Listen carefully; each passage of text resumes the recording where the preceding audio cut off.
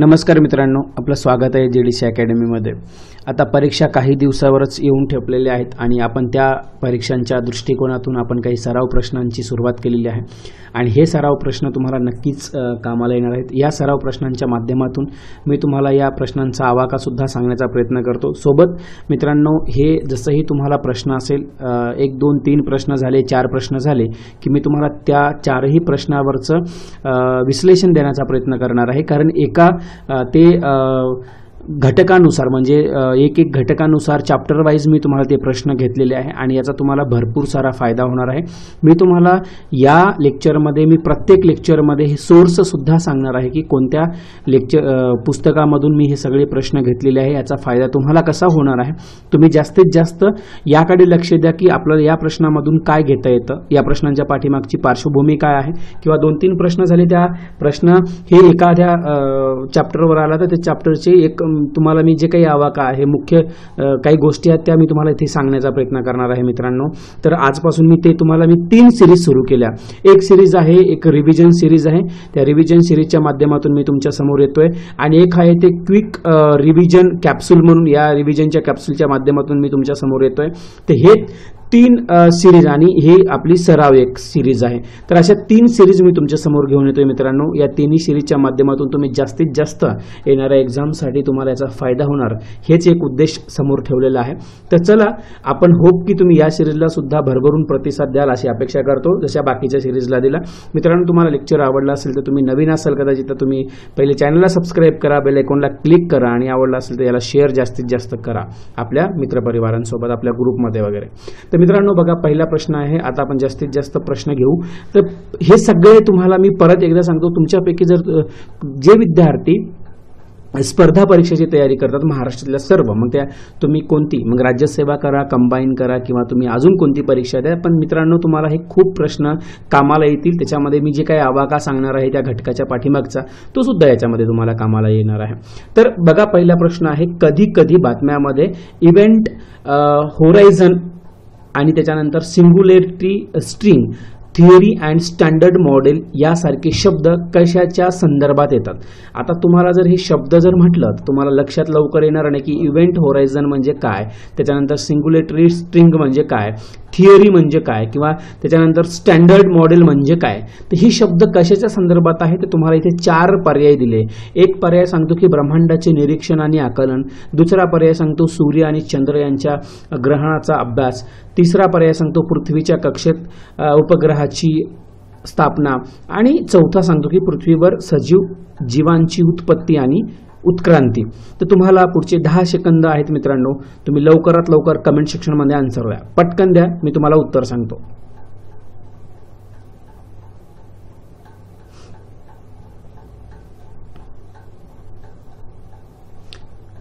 या प्रश्नाचं उत्तर आहे पर्याय क्रमांक 1। असंच मी तुम्हाला वेळ देणार आहे।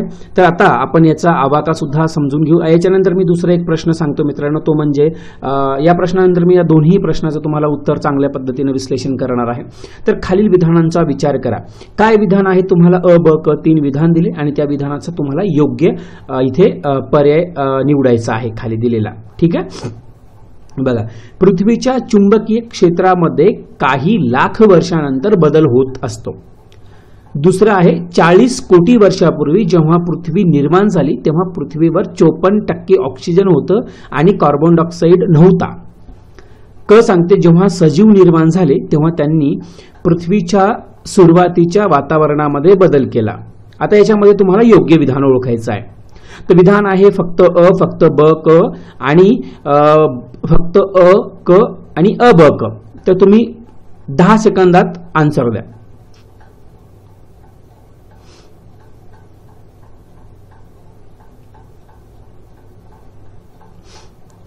चला, या प्रश्नाचं उत्तर आहे मित्रांनो पर्याय क्रमांक 3, जे की अ आणि क हे उत्तर आहे। आता याच्यामध्ये मी या दोन्ही प्रश्नाचं तुम्हाला थोडक्यात सांगतो। आता तुम्हाला पहिला प्रश्न होता की तो आपल्याला आपली जी सूर्यमाला आहे त्या आपले सौरमाला, त्या सौरमालेवरती हा आधारित आहे। सूर्यमाला किंवा जे आपण सौरमंडल म्हणतो, म्हणजे हे काय, तर आपल्या जे विश्वातील एका आपण आकाशगंगेत छोटासा भाग जो आहे त्याला आपण सूर्यमाला म्हणत असतो। त्या सूर्यमालेमध्ये सूर्य आहे, ग्रह आहे, उपग्रह आहेत, लघुग्रह आहेत, उल्का आहेत आणि हे सगळे मित्रांनो मी तुम्हाला त्या जे रिव्हिजन सिरीज सुरू केली त्या लेक्चरमध्ये सर्व माहिती डिटेलमध्ये दिलेली आहे. कृपया ती बघून घ्या.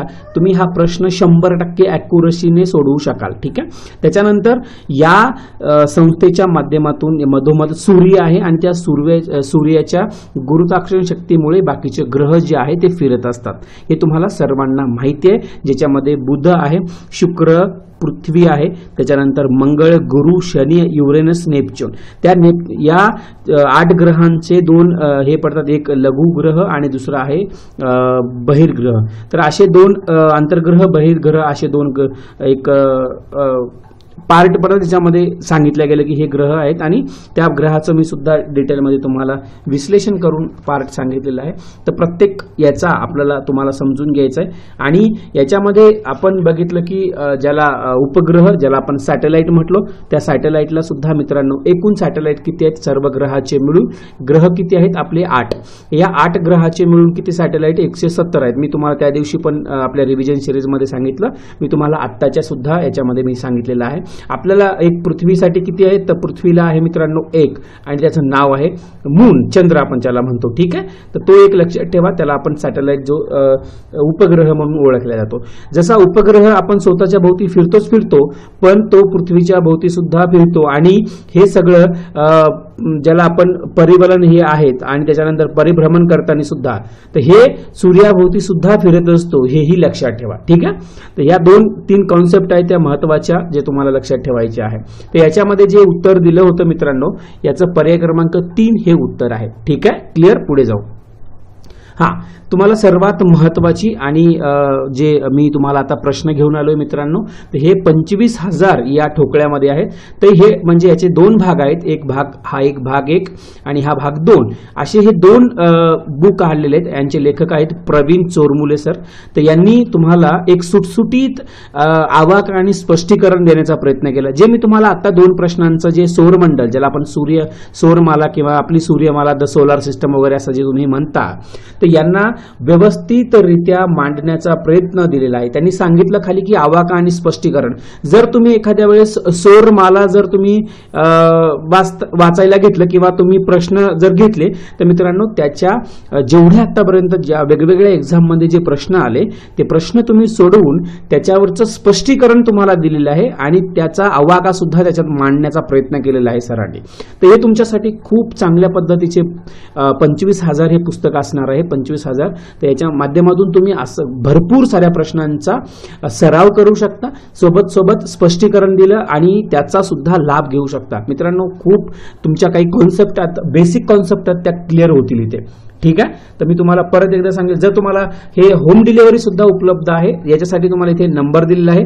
तर वितरणासाठी याच्यावर तुम्ही डायरेक्ट कॉल करू शकता आणि कॉल करून तुम्ही त्यांना विचारू शकता किंवा तुम्हाला तिथे नंबर दिलेलेच आहेत प्रवीण चोरमुले सर म्हणून त्यांना सुद्धा संपर्क डायरेक्ट करू शकता. ठीक आहे. तर चला पुढचा प्रश्न घेऊ. पुढचा प्रश्न आहे मित्रांनो 3 जून 21 तारखेला. तिसरा प्रश्न काय सांगतो की जूनच्या 21 तारखेला सूर्य म्हणजे आता काय असतो सूर्य. तर मित्रांनो उत्तर ध्रुवीय वृत्तावर क्षितिज खाली अस्त पावत नाही. जो क्षितिजाखाली अस्त पावत नाही. दुसरा आहे दक्षिण ध्रुव वृत्तावर क्षितिजाखाली अस्त पावत नाही. उत्तर ध्रुव दक्षिण ध्रुव. आता विषुववृत्तावर दुपारच्या वेळी डोक्यावर उभ्या रेषेत असताना चमकतो. विषुववृत्त. आता मकर वृत्तावर डोक्यावर उभ्या रेषेत असताना चमकतो. असा प्रश्न हा खूप विचार करणार आहे. तुम्ही कोणतं असं तुमच्याकडे पुस्तक आहे जे तुम्ही पुस्तक वाचता आणि त्या पुस्तकामध्ये तुम्हाला अशा माहिती मिळतात. मग याच्यासाठी आपल्याला काय करावं लागेल प्रश्नांच्या माध्यमातून त्याचं स्पष्टीकरण सुद्धा घ्यावं लागेल. म्हणजे हे स्पष्टीकरण तुम्हाला मी सांगितलेल्या पुस्तकातून ते मिळणार पण आहे आणि बाकीचं तुमच्याकडे जे स्टँडर्ड रिसोर्स आहे त्याच्यामध्ये तुम्ही व्यवस्थित समजून घेऊ शकता. तर या प्रश्नाचं उत्तर काय मित्रांनो तुम्ही मला सांगा किंवा तुम्हाला आता 10 सेकंद आहे.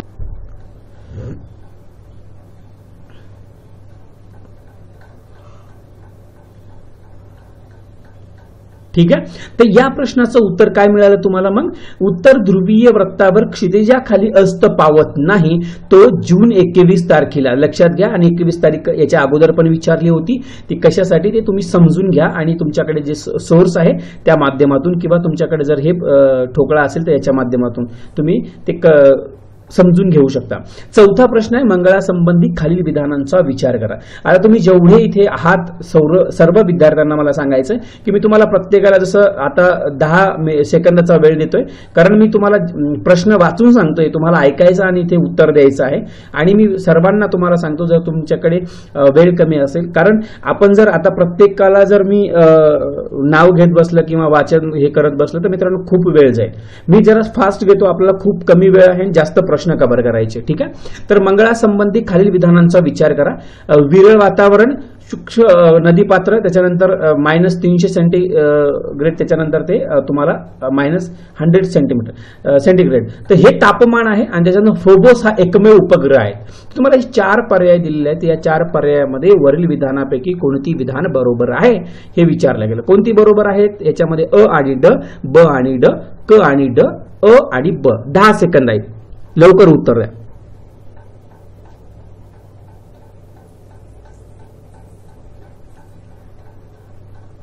चला, आलं उत्तर. तर या प्रश्नाचं उत्तर आहे मित्रांनो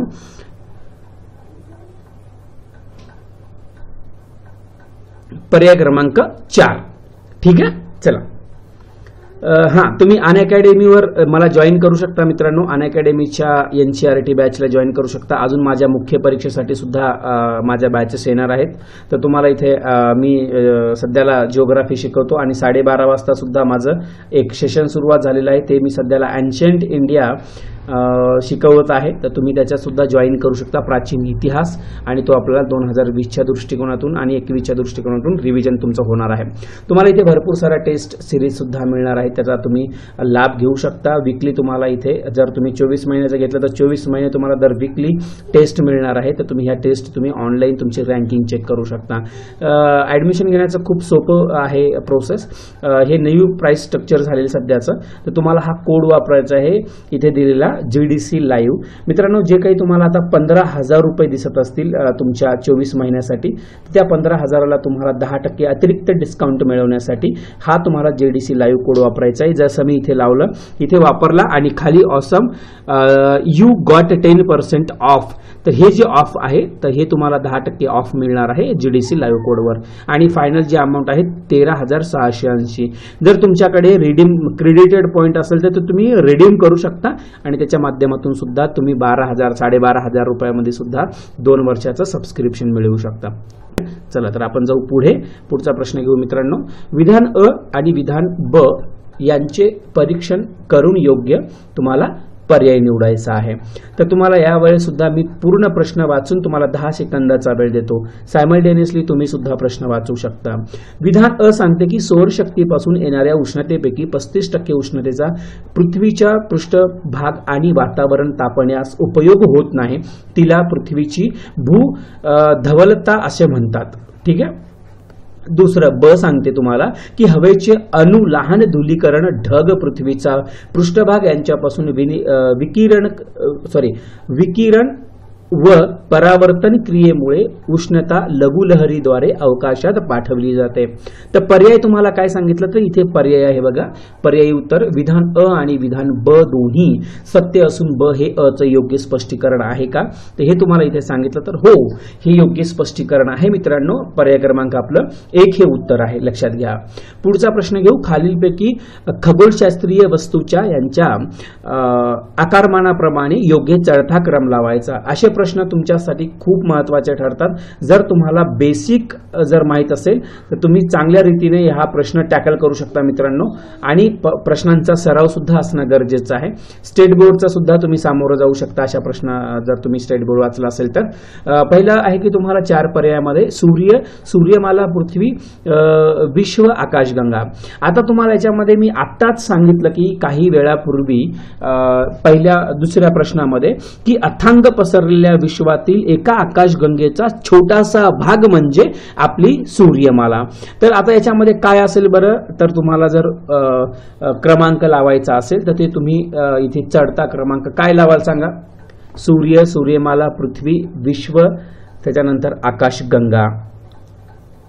सांगता येईल नाही. चला, तर या प्रश्नाचं उत्तर आहे पर्याय क्रमांक 4. एकही याच्यातलं नाही, कारण तुम्हाला सरळ दाखवलंय. बरं चला, इथे बघा आपण जर विश्व दिलं, इथं सूर्य दिलेला आहे, त्याच्यानंतर मित्रांनो सूर्यमाला. तर साहजिक आहे, जर चढता उतार आपण जर घेतला इथे मित्रांनो, तर बघा इथे आपल्याला इथे सुरुवातीला काय काय येतं मी तुम्हाला थोडक्यात सांगण्याचा प्रयत्न करतो.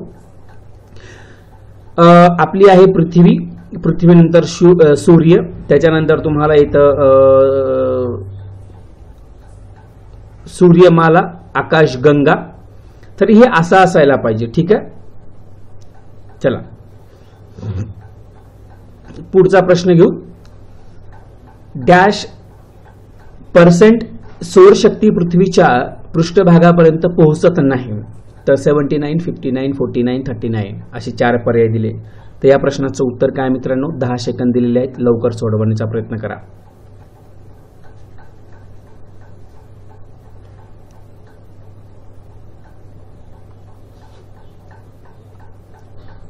चला, या प्रश्नाचं उत्तर आहे पर्याय क्रमांक 3, जे की 49 हे उत्तर आहे.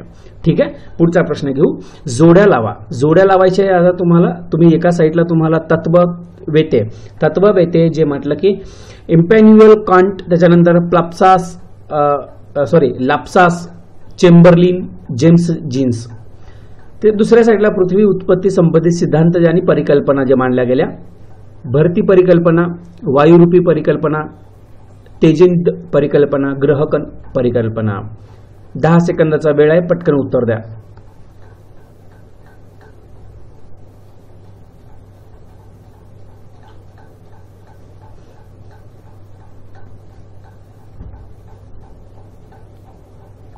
आलं तुमचं उत्तर.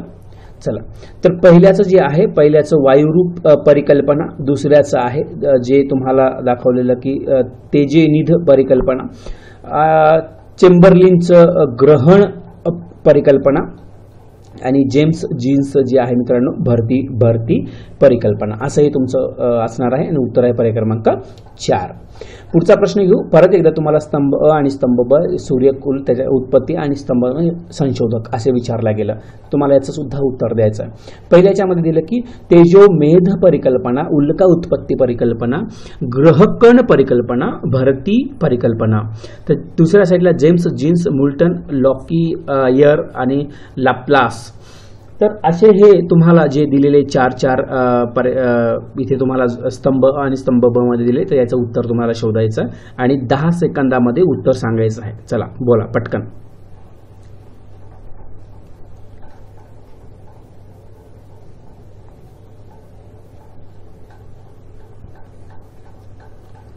चला झाले.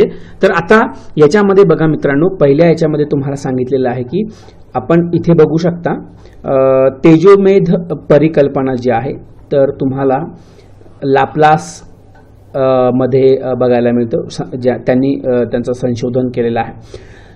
ब जे आहे उल्का उत्पत्ती परिकल्पना मित्रांनो लॉकीयर यांनी संशोधन केले. याचा अर्थ आपल्याला संशोधकाचे सुद्धा नावं लक्षात आले पाहिजे, जे की मी तुम्हाला रिव्हिजनच्या याच्यामध्ये सर्व सांगत आहे.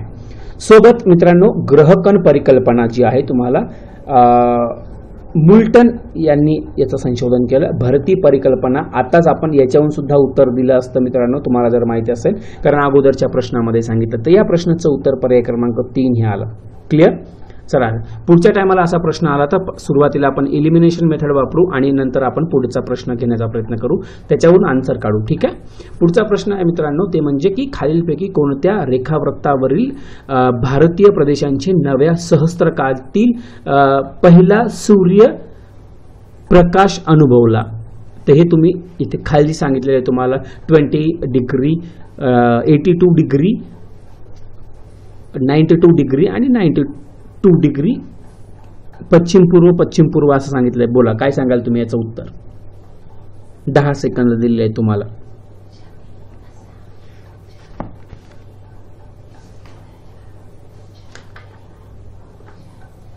लवकर लवकर सांगा, सर्वांनी सांगा जेवढे तुम्ही आहात आता.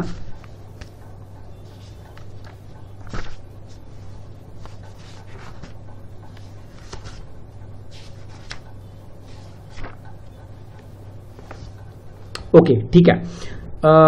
चला, तर हे होप की तुम्ही सर्वांनी आन्सर अगदी बरोबर दिलेलं आहे. तर या प्रश्नाचं उत्तर आहे, आपण कोणत्या रेखावृत्तावरील भारतीय प्रदेशाचे 9व्या सहस्त्रकातील पहिला सूर्यप्रकाश अनुभवला? तर तो 92 डिग्री 30 मिनिट पूर्व. ठीक आहे, हा उत्तर आलं तुमचं सर्वांचं. Clear, all right. चला पुढचा प्रश्न घेऊ मित्रांनो. पुढचा प्रश्न बघा, इथं तुम्हाला वेगळ्या पद्धतीने हा प्रश्न दिला, थोडासा अवघड जाईल सोडवण्यासाठी, पण तुम्हाला सर्वांना सोडायचा आहे. काय सांगतो 11वा प्रश्न? प्रतिपादन केलेलं आहे त्याचं कारण तुम्हाला सांगायचं. ठीक आहे, दोन्ही गोलार्धात 60 डिग्री ते 65 डिग्री अक्षवृत्ता दरम्यान जास्त दाबाऐवजी कमी दाबाचे पट्टे आहेत. कारण सांगते, जमिनीपेक्षा महासागरातील कमी दाबाचे पट्टे हे स्थायी असतात. तुम्हाला खाली स्पष्टीकरण शोधायचं आहे. 10 सेकंदाचा वेळ देतो मित्रांनो. चला,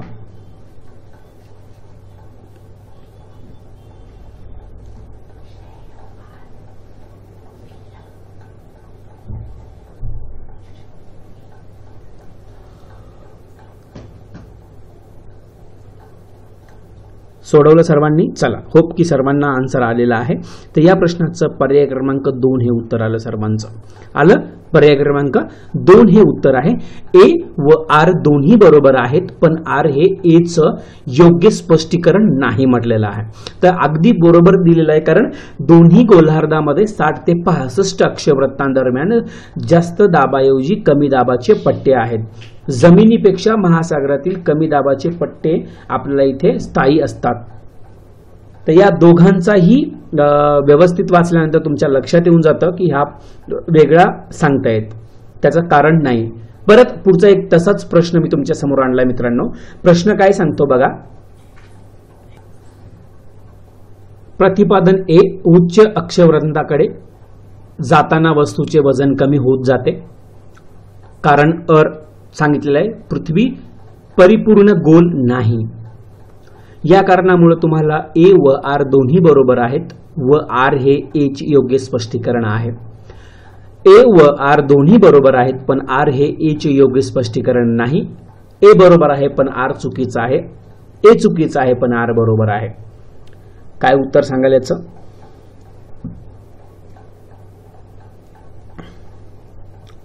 तर मित्रांनो, या प्रश्नाचं उत्तर आहे तुमचं ए चुकीचं आहे पण आर बरोबर आहे. पर्याय क्रमांक 4. ठीक आहे, पुढचा प्रश्न घ्यायचा. चला, अजून एक तुम्हाला प्रतिपादन दिलेलं आहे आणि याच्यामध्ये तुम्हाला अजून ओळखायचं की काय दिलं प्रतिपादन, त्याच्यानंतर तुम्हाला कारण काय त्याचं दिलेलं आहे. दोघांचंही अगदी सोपं दिलं. वातावरणाची जाडी विषुववृत्तावर सर्वाधिक असते. कारण सांगितलं की विषुववृत्तावर उच्च सूर्यतापमान, ज्याला हाय इन्सोलेशन व प्रकर्मन प्रवाह, कन्व्हेक्शन करंट हे आढळतात.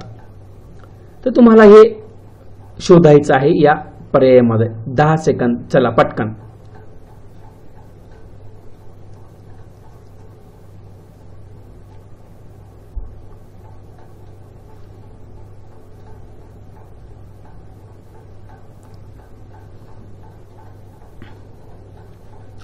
चला, झाले. तर ए व आर दोन्ही बरोबर आहेत व आर हे याचे योग्य स्पष्टीकरण आहे. याचे योग्य स्पष्टीकरण आहे, तो अगदी बरोबर आहे, तर ते आहे.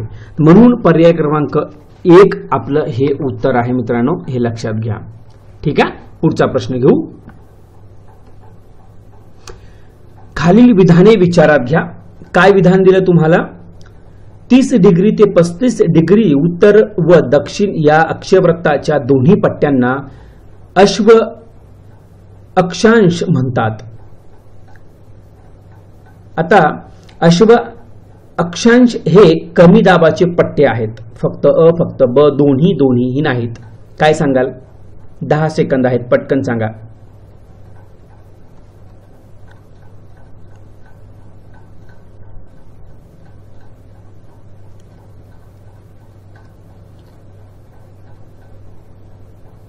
ठीक आहे. चला, तर पर्याय क्रमांक 1 हे याचं उत्तर आहे मित्रांनो. चला पुढचा प्रश्न घेऊ. कुठल्याही वेळी खालीलपैकी कोणत्या शहराची घड्याळी वेळ ही इतर 3 शहराच्या घड्याळी वेळेसारखी नसेल? तुम्हाला खाली लंडन UK, लिस्बन पोर्तुगाल, आका घाना, अदिस अबाबा इथिओपिया. 10 सेकंदामध्ये उत्तर द्यायचं, पटकन द्या.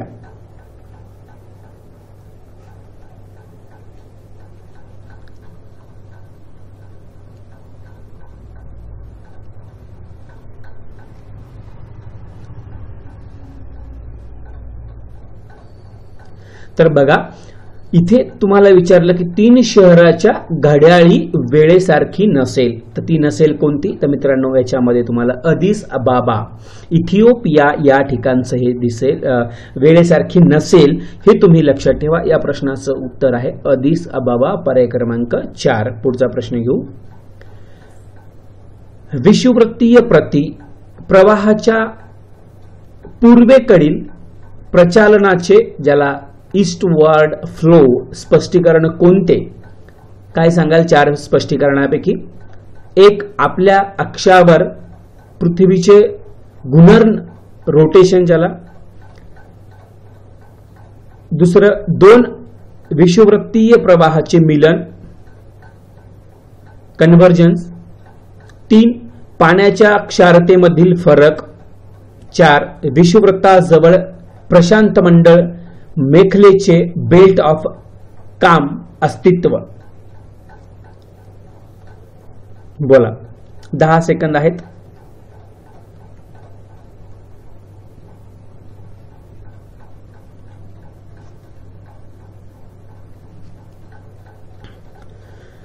या प्रश्नाचं उत्तर आहे 2 विषुववृत्तीय प्रवाहांचे मिलन, ज्याला कन्व्हर्जन्स असं म्हणतो. पर्याय क्रमांक 2 हे याचं उत्तर आहे, लक्षात ठेवा. पुढचा प्रश्न येतो आपल्यासाठी, तो या प्रश्नाचं उत्तर द्यायचंय. वर्षातील सर्वात मोठ्या दिवसाचा कालावधी किती? हा दुसरा प्रश्न आहे जे दिवसावर विचारला जातो. याच्या अगोदर विचारलं गेलं होतं 21 जून. तसंच मित्रांनो हे सुद्धा लक्षात ठेवायचं. म्हणून जेव्हा तुम्ही स्टॅटिक पोर्शन वाचता आवर्जून याच्याकडे लक्ष द्या. 13 तास 13 मिनिटे, 12 तास 13 मिनिटे, 12 तास 59 मिनिटे, 14 तास. 10 सेकंदात उत्तर द्यायचे.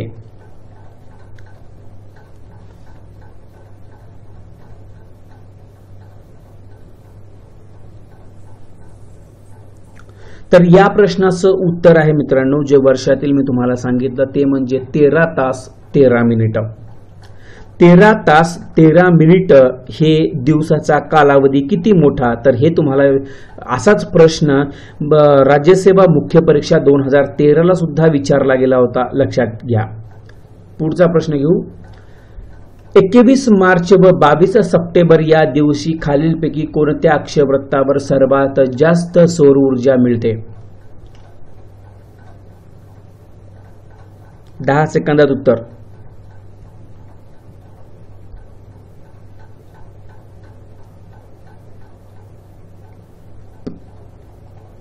साहजिकच आहे, या प्रश्नाचं उत्तर तुम्हाला सर्वांना आलंच असेल. पर्याय क्रमांक 4, 0 डिग्री. का? कारण जेव्हा जे आपण मधोमधून एक रेष दिली त्याला आपण म्हटलं की इक्वेटर.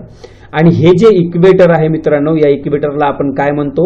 हे सर्वात जास्त प्रकाशमान याच्यावर असतो. जे प्रकाश म्हणतो आपण त्या प्रकाशमान नाही, सॉरी, तर जो प्रकाश असतो या इक्वेटरवर असणारी सगळी देश जी आहेत त्याच्यावर तुम्हाला बघायला मिळतो. आणि आठवत असेल याच्यावर ब्राझील आहे. ब्राझीलच्या इकडे खूप मोठ्या प्रमाणामध्ये तापमान असतं. Last time Guinness book of world रेकॉर्डमध्ये तापमान नोंद होणार होती. एवढ्या मोठं तापमान ते जास्त गेलं, हेही लक्षात ठेवा. का? कारण ब्राझीलमध्ये बऱ्याच काही वणवा पेटला होता अमेझॉन रिव्हरच्या तो खोऱ्याला. ते एक लक्षात ठेवा. त्याच्यानंतर हे जे तुम्हाला इक्वेटरवर दिसतं मित्रांनो या गोलमध्ये, तर या इक्वेटरवर आपल्याला पंतप्रधान नरेंद्र मोदी यांनी सुद्धा सांगितलं की या देशाला काय म्हटलं? सूर्यपुत्र. ते एक लक्षात ठेवा की आपल्यासाठी काही महत्वाचे काही पॉइंट असतात ते विचारले जाऊ शकतात. या प्रश्नाचं उत्तर आहे पर्याय क्रमांक 4. पुढचा प्रश्न आपण घेऊ. खालीलपैकी कोणत्या अक्षवृत्त विस्ताराला गरजणारे 40 असे म्हणतात?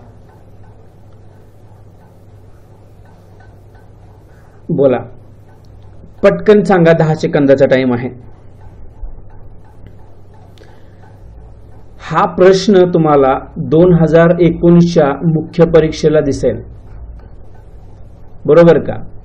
तर ही खूप महत्वाची प्रश्न आहेत. आजकालची एवढी काठिण्य पातळी आपल्याला बघायला मिळते. या प्रश्नाचं उत्तर आहे 40 डिग्री ते 50 डिग्री दक्षिण. पुढचा प्रश्न घेऊ. विषुववृत्तीय शांततेला डोलड्रम्स असं म्हणतात. या दाबाच्या पट्ट्याविषयी खालीलपैकी कोणती वैशिष्ट्ये बरोबर आहेत? अ, ब, क आणि पर्यायी उत्तर.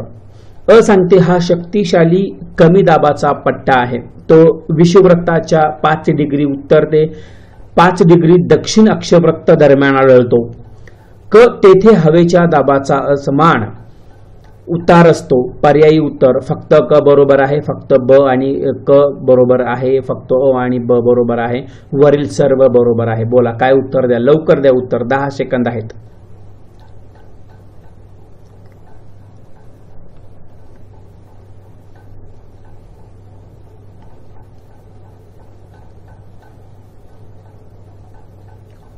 चला, तर या प्रश्नाचं उत्तर आहे फक्त ब आणि क हे उत्तर आलेलं आहे. तर हे लक्षात ठेवा, ब आणि क. चला पुढे जाऊ.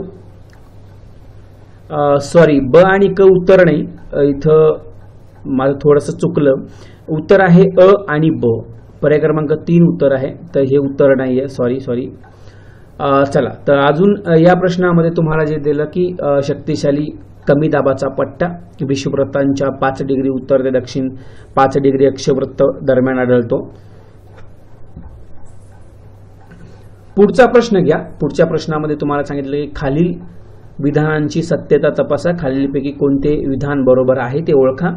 विधान अ, पृथ्वी 24 तासामध्ये 360 डिग्री रेखांशात फिरते. त्याच्यानंतर विधान ब दिलेलं आहे, प्रत्येक रेखावृत्त ओलांडण्यास पृथ्वीला 4 मिनिटाचा कालावधी लागतो. तर याच्यामध्ये काय उत्तर द्या, लवकर सांगा. या प्रश्नाचं उत्तर 10 सेकंद आहे तुमच्याकडे वेळ आता.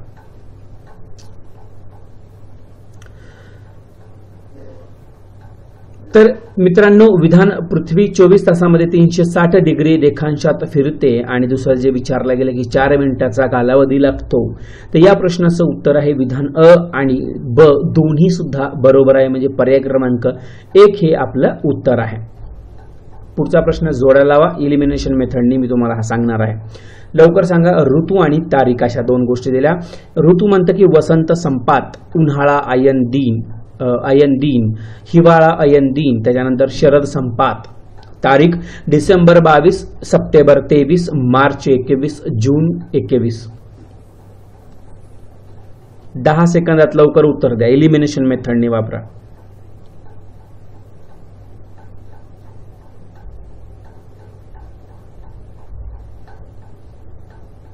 चला ठीक आहे. तर बघा इथे मित्रांनो सर्व आन्सर देत चला जेवढे तुम्ही आहात सर्वांनी. तर इथे बघा, तर तुम्हाला पर्याय क्रमांक अ सांगितलं. अ चं उत्तर काय आहे, तर मी तुम्हाला अ चं उत्तर आहे 3, ते म्हणजे 21 मार्च, वसंत संपात. आता मला याच्यावरून इलिमिनेट करू शकतो मी बाकीचे आन्सर. तर मला इथे सुद्धा आहे, इथे सुद्धा आहे आणि इथे सुद्धा आहे. तर माझं इथे फक्त मी एकच इलिमिनेट करतो कारण इथे 2 आहे. आता उन्हाळा अयन, तर मित्रांनो याच्यामध्ये काय सांगाल, तर ते तुमच्यासाठी महत्वाचं आहे. बघा उन्हाळा अयन दिन हे तुमच्यासाठी 21 जून कुठे आहे ते तुम्ही बघा आणि इलिमिनेट वापरा. इथे दिसतंय मला, म्हणजे याचा अर्थ बाकीच्या कुठेच दिसत नाही. तर माझं उत्तर पर्याय क्रमांक 1 हे उत्तर आलं का? एक पर्याय क्रमांक 1 उत्तर. साधं सोपं, एकदम सोप्या पद्धतीने आपण ते काढण्याचा प्रयत्न केलेला आहे. ठीक आहे. चला, पर्याय क्रमांक 1 हे उत्तर आहे. चला पुढे जाऊ. पृथ्वीवर कोणत्या काल्पनिक वर्तुळाला बहरदूत म्हणतात? सांगा. पृथ्वीचे 2 समान भाग करणारे वर्तुळ, अक्षवृत्त व रेखावृत्त वर्तुळ, पूर्व गोलार्ध वर्तुळ आणि पश्चिम गोलार्ध वर्तुळ. काय सांगाल? 10 सेकंद.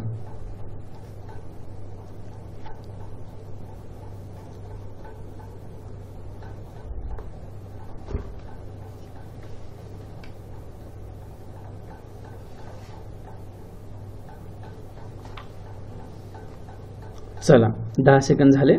तर मित्रांनो हे एक लक्षात ठेवा की तुम्हाला इथे जे दाखवलेलं आहे ते हे काय सांगितलं, तर या पृथ्वीचे 2 समान भाग करणारे वर्तुळ जे आहे ते आपलं पर्यायी उत्तर आहे, ज्याला आपण द्वत असं म्हणतो, बहरद्वत. ठीक आहे, तर एक लक्षात ठेवा. चला पुढचा प्रश्न घेऊ. गोंडवाना सेल समूह ही भारतातील महत्वाची खडक प्रणाली मानली जाण्यामागील योग्य कारण कोणतं? पहिलं, भारतातील 90% जास्त चुनखडी साठे या खडक प्रणालीत आढळतात. भारतातील 90% जास्त दगडी कोळसा हा खडक प्रणालीत आढळतो.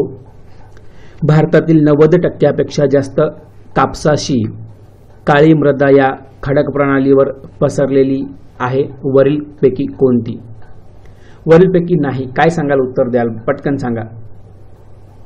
10 सेकंद पटकन.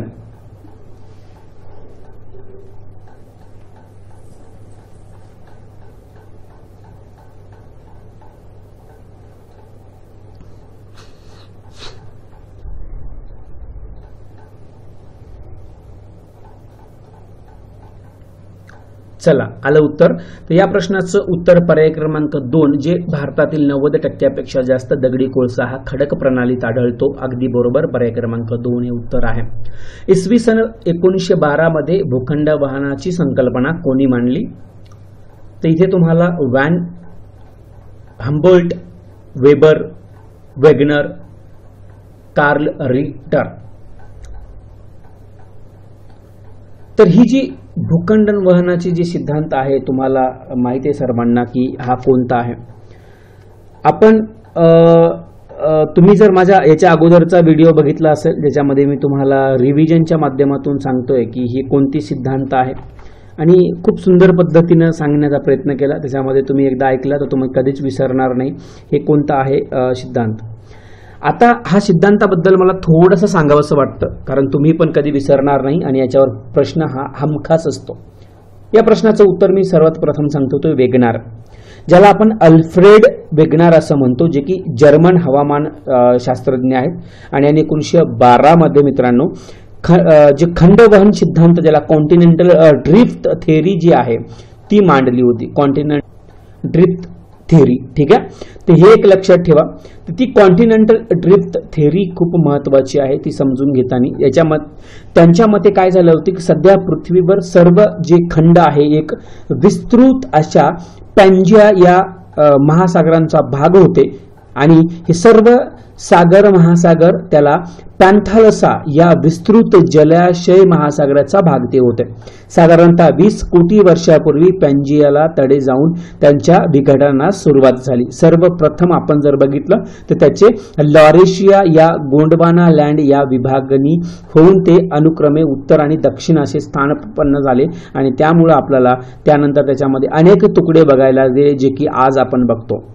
सिद्धांताला बरेच काही पुढे सांगणारे आलेत. आपण त्याला प्लेट टेक्टॉनिक थेअरी सुद्धा आहे, जे की मॉर्गन यांनी सांगितली. 1967 मध्ये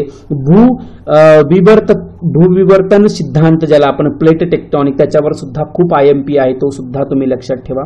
बरोबर. तर हे मित्रांनो मी तुम्हाला पूर्व मुख्यच्या दृष्टिकोनातून ऑलरेडी हे टीच केलेलं आहे, कृपया त्याच्याकडे थोडं लक्ष द्या. त्याचा बघा, वेगनारचा जेव्हा तुम्ही म्हणता त्याला विविध, जसं कवच आहे, प्रावरण आहे. जर आता भाग पृथ्वीचे अंतरंग जेव्हा तुम्ही समजून घ्यायचं झालं तर त्याच्यामध्ये विविध भाग आहेत. त्याच्यामध्ये एक कवच आहे, प्रावरण आहे, गाभा आहे, किंवा तुम्ही विलगता. आता विलगता जेव्हा तुम्ही लक्षात घेता की विलगता कोणत्या कोणत्या विलगता आहेत, हे मी तुम्हाला आपल्याच YouTube चॅनलला शिकवलेलं आहे. कॉनरॅड सियाल सायमा, गटेनबर्ग प्रावरण गाभा, मोह कवच प्रावरण. आता गटेनबर्ग यावरती सुद्धा प्रश्न आला, त्याच्यामुळे तुम्हाला हे लक्षात ठेवायचं की गटेनबर्ग तुम्हाला खूप सुंदर पद्धतीनं पुस्तकामध्ये स्टेट बोर्डच्या माहिती दिलेली आहे.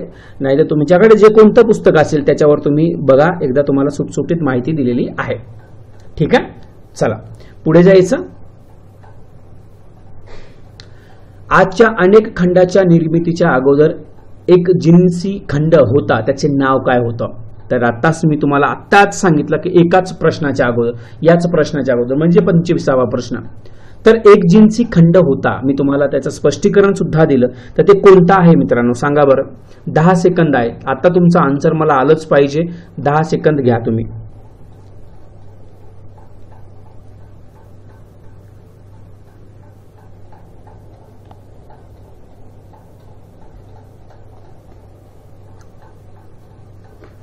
चला, या प्रश्नाचं उत्तर आहे पॅन्जिया.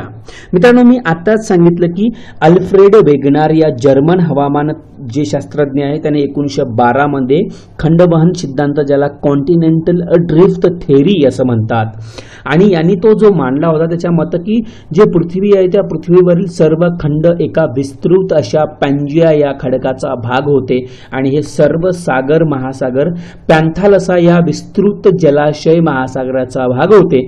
साधारणतः ते 20 कोटी वर्षापूर्वी पॅन्जियाला तडे जाऊन त्याच्या विघटनास सुरुवात झाली, आणि त्याचं एक लॉरेशिया आणि गोंडवाना लँड, ज्याला आपण म्हणतो गोंडवाना लँड, या विभाजन त्याचं झालेलं आहे. त्याला आपण उत्तर आणि दक्षिण असे त्यांच्यामध्ये ते स्थान त्यांनी घेतलेले आहेत. यात आपण सगळे व्यवस्थितरित्या तुम्ही बघा, तुम्हाला मी हे सगळं सांगितलेलं आहे, याच्यामध्ये तुम्ही विसरायला कामा नको. ठीक आहे, चला पुढे जायचं. खालीलपैकी कोणी भूरूप चक्राची संकल्पना मांडली? कोणी मांडली बरं भूरूप चक्राची संकल्पना मित्रांनो? अल्फ्रेड वेगनार, रिचर्ड हर्टशोन, कार्ल रिटर, त्याच्यानंतर WM डेव्हिड. कोणी सांगितली लवकर सांगा. 10 सेकंद.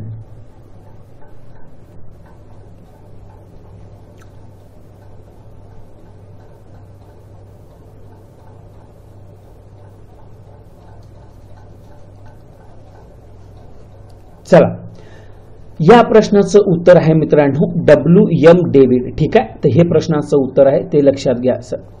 पर्याय क्रमांक 4. पुढचा प्रश्न घेऊ. भूखंड वहनाचे खालील कोणते महत्वाचे पुरावे आहेत?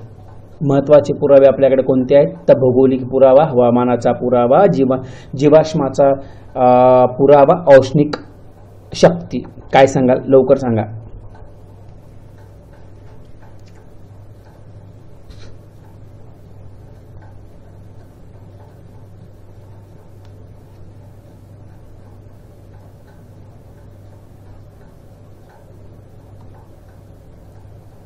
तर याचं खाली पर्याय तुम्हाला दिले आहेत, हे पर्याय तुम्ही बघा. 1 2 3 4. मी तुम्हाला इथे थोडंसं अगोदर दाखवलं नाही. सांगा. 10 सेकंद घ्या वाटल्यास अजून.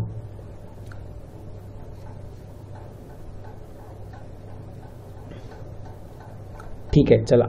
तर या प्रश्नाचं उत्तर आहे मित्रांनो पर्याय क्रमांक 3, जे की अ, ब आणि क हे बरोबर आहेत. अ ही बरोबर आहे, ब ही बरोबर आहे, क ही बरोबर आहे. त्याच्यामध्ये औष्णिक जी शक्ती आहे ते येत नाही. भूखंड वहन सिद्धांताच्या पुष्टीकरणासाठी कोणते पुरावे आहेत? योग्य पर्याय निवडा. जिग्सॉ फिट, भंशमूलक प्रवाह, विविध क्षेत्रातील जीवाश्म, प्रावरणामधील अभिसरण. पर्याय उत्तरे अ आणि ड, ब आणि ड, अ आणि क, अ आणि ब. सांगा काय उत्तर सांगाल. 10 सेकंद आहेत.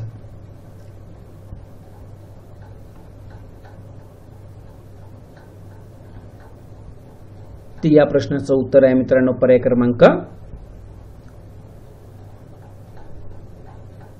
3, अ आणि क. तर मित्रांनो हे शेवटचा प्रश्न होता. अजून आपण पुढच्या भागामध्ये भेटणारच आहोत. तर आता आपण 30 प्रश्नांचा सराव केलेला आहे, आणि होप तुम्हाला हे 30 प्रश्न जे आहेत ते मी व्यवस्थितरित्या टॅकल केले, सांगितले, समजावून सांगण्याचा प्रयत्न केलेला आहे. परत तुम्हाला अनअकॅडमीचं सबस्क्रिप्शन घ्यायचं झालं तर तुम्ही GDC हा लाईव्ह कोड वापरा, अतिरिक्त 10% डिस्काउंट मिळवा. मित्रांनो या सगळ्या PDF तुम्हाला अतिरिक्त जे काही अपडेट हवं असेल GDC अकॅडमीच्या मार्फत, तर तुम्ही GDC अकॅडमी नावाचं एक टेलिग्राम चॅनल आहे, त्या टेलिग्राम चॅनलला तुम्ही जा, भेट द्या, आणि तिथून तुम्ही हे सगळं माहिती घेऊ शकता. सबस्क्राईब करा, जॉईन करा. तुम्हाला जास्त मॅसेज देऊन आम्ही डिस्टर्ब पण करत नाही, याचं एक आमचं महत्त्व तेवढं आहे. आम्ही तुम्हाला अननेसेसरी काहीही माहिती देऊन डिस्टर्ब करत नाही म्हणून तुम्ही या चॅनलला जॉईन करा GDC अकॅडमीच्या. तुम्हाला आमच्यातर्फे जेवढं आमचं अपडेट आहे तेवढं मिळत जातं. तुमचे काही प्रश्न असतील ते तुम्ही कमेंट सेक्शनमध्ये टाका. आत्तापर्यंतचे 3 सिरीज मी सुरू केल्या. माझा प्रयत्न राहील तो कंप्लीट करण्याचा. वेळ कारण याच्या व्यतिरिक्त मी भरपूर सारे लेक्चर दिवसभर असतात आणि मी तुम्हाला तिथे सुद्धा शिकवतोय. जे मी तुम्हाला आत्ता घेऊन येतोय मित्रांनो, मी ऑलरेडी हे टीचिंग केलेली आहे. गेल्या 3-4 वर्षापासून हे मी शिकवतोय तुम्हाला, त्याच्यामध्ये काही डाऊट नाही. तुम्हाला पूर्व आणि मुख्य, ज्याच्यामध्ये मी प्रामुख्यानं भारतीय इतिहासामध्ये प्राचीन, मध्ययुगीन आणि आधुनिक शिकवतोय. पूर्वचा, मुख्यचा ते पण शिकवतो. याच्या व्यतिरिक्त मित्रांनो मी तुम्हाला भारतीय राज्यघटना, जे की प्राचीन पंचायत राज सोबत शिकवतो मी, ते सुद्धा पूर्णतः कंप्लीट शिकू शकतो मी तुम्हाला. ते पण ऑलरेडी मी शिकवलं गेल्या 2 वर्षापासून. अनअकॅडमीवर पण शिकवतोय, JDCवर पण शिकवतोय, लाईव्ह पण लेक्चर असतात. याच्या व्यतिरिक्त जिओग्राफी हा एक पार्ट शिकवतोय मी. 3 तुम्हाला सब्जेक्ट शिकवतोय सध्या मित्रांनो आणि ठरवली याच्यावर माझं काम चालतंय. चला तर भेटू आपण पुढच्या लेक्चरमध्ये. होप तुम्ही सर्वजण एन्जॉय करत असाल हे लेक्चर, आणि जर तुम्हाला लेक्चरामधून या फायदा होत असेल तर तुम्ही याला लाईक करा. लाईक करून जास्तीत जास्त विद्यार्थ्यापर्यंत शेअर करा. तुम्ही जर पहिल्यांदा आला असाल, चॅनल माहीत नसेल, चॅनलला सबस्क्राईब करा. असे लेक्चर तुम्ही सर्व लाईव्ह बघू शकता. ठीक आहे. Thank you very much. Thanks for watching. भेटूया नेक्स्ट लेक्चरमध्ये. Have a wonderful day.